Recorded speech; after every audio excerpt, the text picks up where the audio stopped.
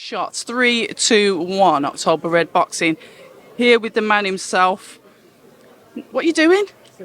You can't. You don't need to do that now. I can't see it. Yeah, I know you're in shot. October Red Boxing. Here with the man himself, Mr. Sky. Mr. Sky. Johnny Nelson. How are you, Johnny? I'm all right. I'm actually surprised at this one. You know, as I said, they don't tell me the secrets until I get here. So I kind of found out. Did you know? When did you know it was this fight? I was about to say, because there's plenty of topics that could mean. So I'm trying to get what are you on about? You're talking about the fight announcement. Is that where we're going with this? Is that how we get? Oh, all right, nice. But they don't tell me the secrets until I get here because apparently I've got a big mouth. So they just tell me when I get here. But it's a good fight. But I will say, I've spoken to you loads of times, and the stuff that I've nudged you for and tried to get info out, you won't actually say anything to me either. So I think they've got it wrong there, Johnny. No, because I don't know. I'm just hustling you. You think I know, but I don't know. Then you tell me. Then I know. Then I tell somebody else. I'll say, you told me. There's going to be a queue. No doubt everyone's going to want to speak to you. So let's get to the first thing. And it's the reason why we are here. Chris Billam-Smith is going up against our world champion, Lawrence Okolie, the cruiserweight world title fight. Now, that's fantastic news, but I want your opinion on something that I'd like the answer for. Why have they chosen Chris Billam-Smith and not Richard Riakporhe? Well, I think maybe Chris Billam-Smith has chosen Lawrence Okolie. Because there's an opportunity there, and Lawrence wants to be busy. Lawrence wants to get out there. Chris Billam-Smith wants to fight in Bournemouth, and they've put it out there. And Lawrence said, "Yeah, I'll do that. Let me defend my title against you," because they'll be chasing it. And if they say you want to fight for a world title, Lawrence has done what most world champions don't do. So yeah, all right, come, let's dance. So he's boxing in his backyard, and that's why this is on. So I actually think it's a good fight. I actually think it'll be intriguing because there's no bad blood with these boys. I'm quite sure they spar together, so familiarity breeds content. So how would it be? Does Chris know what he's got to do? Does Shane know how to dissect Lawrence? Because you know Shane's so it'd be a good fight. I'm interested in it. It's actually a really good bill. Yeah, it'd be good. It'd be nice. I know you said that it's obviously Chris that's made that choice that says, look, you know, we can have a cracking fight. My hometown, we can get a stadium sellout. It's a world title fight. It is massive. Are you then saying that Richard didn't want it? Richard Riakporhe didn't want it. No, because everybody's on their own path. Everybody's chasing their own champions. Everybody's thinking, right, I want to get myself a title, and then I will challenge you as a champion. Because we've got these three good top well-rated cruiserweights in our country, a fight would be more lucrative if they had titles. So they're trying to think business-wise as well as brawn. So I'm not saying Richard didn't want it because we've heard Richard say, "Look, I want to fight Lawrence." He's already beat Chris, you know. So now he's thinking, "I'll beat you again when I've got a world title." But Chris is what is he? He's hopscotching him. He's hot-footing him. If he beats Lawrence, then all of a sudden the tables have turned. So it's good all round. It is good all round, and the eyes again are once on boxing. I watched your conversation yesterday that you had with Raza, and I found that you were quite critical of Anthony Joshua's performance. A lot of people were. You're not on your own. I'll get people in the comments saying, "Shut up, you're just an AJ fan." I can still look at things objectively. But talk to us about your rationale. And one of the things that I wanted to ask you, and I noticed it in the fight, is AJ looking at his corner a lot. But I never thought nothing of it because I've seen him do it before. All right, so yes, it was critical, and no, I didn't like having to do that. But I'll keep saying now, and I said the word then. AJ needs to now own his shit. He's 33 years old, a former two-time heavyweight champion of the world.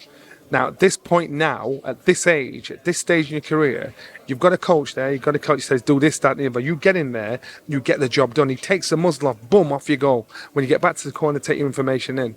But my man's looking over like, let's say, are we good here? That's a rookie mistake. You don't do those things. Not at this stage in your career, not with the experience you've got. I want him to go in there and own his shit because this guy can fight. He's an unbelievable athlete. But we saw... I think maybe with Franklin's got fast stand. Franklin's there, but I felt as though AJ boxed beneath himself. He made what could have been an easier job, and I'm not saying Franklin was easy, but it would have been an easier job, but he made it harder. the style of fight through what seemed to be being hesitant, him second guessing him. I don't know what it was, but to me, I just thought, you know what, you can't afford to keep making these mistakes. You know, we saw it the first time with Ruiz. We saw it. Then he thought it was a mistake with the first time with Usyk. He realised it wasn't a mistake with Usyk the second time. What I'm saying to you is he's stuck in between. He's now thinking, what do I do? What's my motivation? Why am I here? He's trying to find, in my opinion, he's trying to find his comfort zone. And his comfort zone, when he's walking down, he's asking your opinion. You're top of the hill, mate. You know, he's got to own his shit, and his people around him and say, yo, this is your call. This is what you're fighting.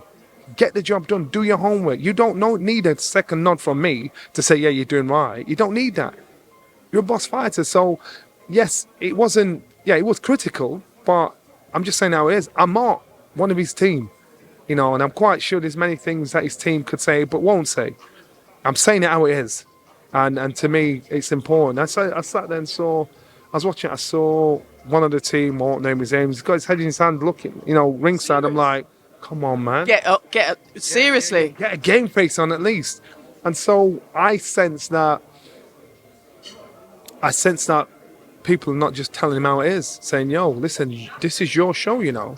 This is you. This is your responsibility. Own your shit. Own your shit. Get out there. When Mike Tyson used to box, all he did, take the muzzle off. Boof, off he went. Until the bell had gone, you drag him back in again. I ain't looking at you saying, are we all right here? You're like, boom, straight on it. I'm sure AJ can fight anyway. So why is he just not getting on with it? Why is he hesitant? Why is he thinking? And Franklin was a handful. Franklin is fast. But what I'm saying is, I think, I was asked before, what if AJ loses to Franklin? I said he should retire. And the reason why I said that is because he shouldn't lose to Franklin. Really didn't. Yeah, that's what I'm saying. So that's why I said it. But people saying, "Oh, Nelson said he shouldn't lose to Franklin." He's better than that. So what I'm saying in this situation, he made a fight that could have been easier, harder for himself. And I say your motivation for fighting, that thing that sets that fire in your belly, you know, you've got to understand what that is. And if that's not the right motivation, you're going to get turned over against someone you shouldn't get turned over against. A win's a win. He got the win. And I congratulated him on the win straight away. I thought, you know, you got the win straight. You got the win. It was important. But because we've seen the heights that he's been at, we know what he's capable of doing. You know what to expect.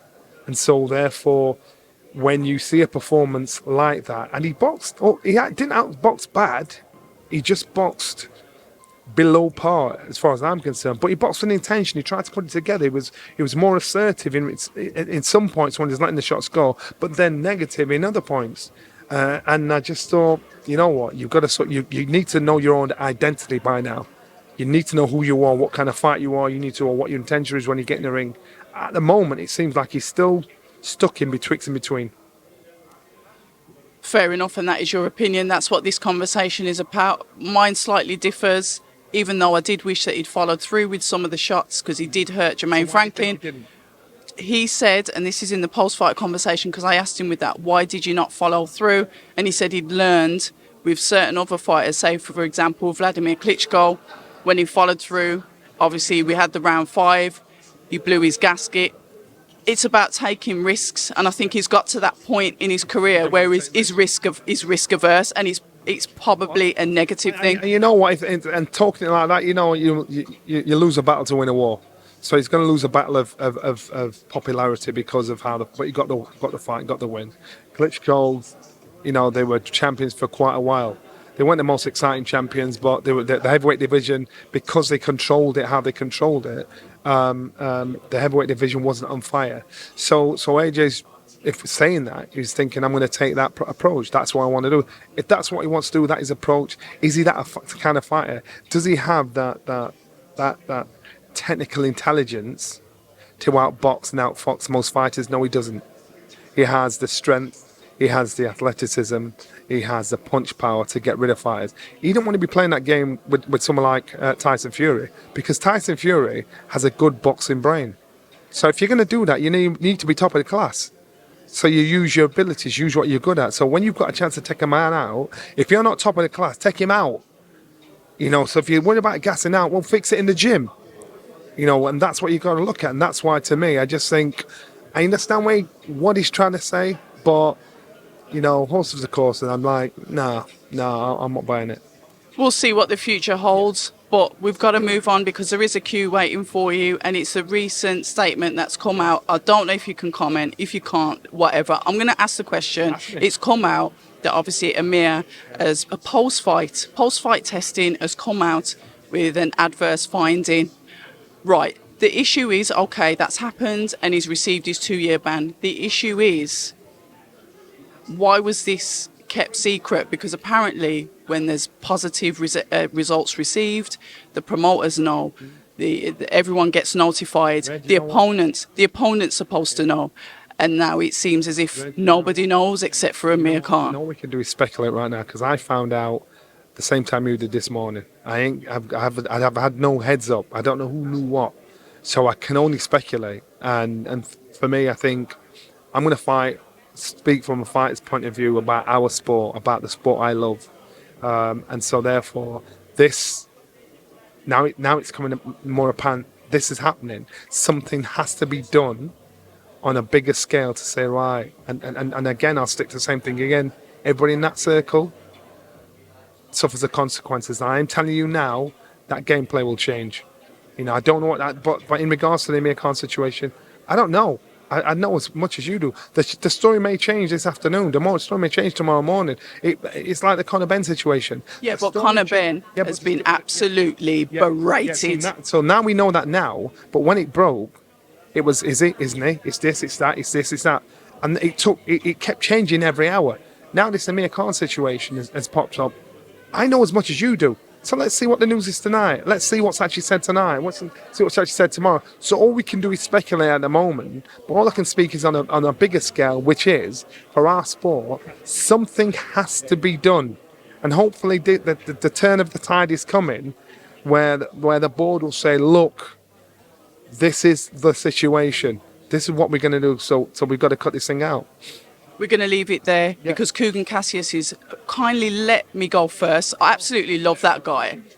I like this guy. I like him, Kugan. But anyway, Johnny Nelson, thank you so much for your time. I appreciate this is hot off the press, but it's always a pleasure, and no doubt I'll speak to you soon. Anytime. Don't leave me hanging. Hi, and thank you for watching October Red Boxing. Like, subscribe, and tap the bell for notifications. You can also find us on Instagram at October Red Boxing and on Twitter, October Red UK. And remember, at October Red, we stay ready.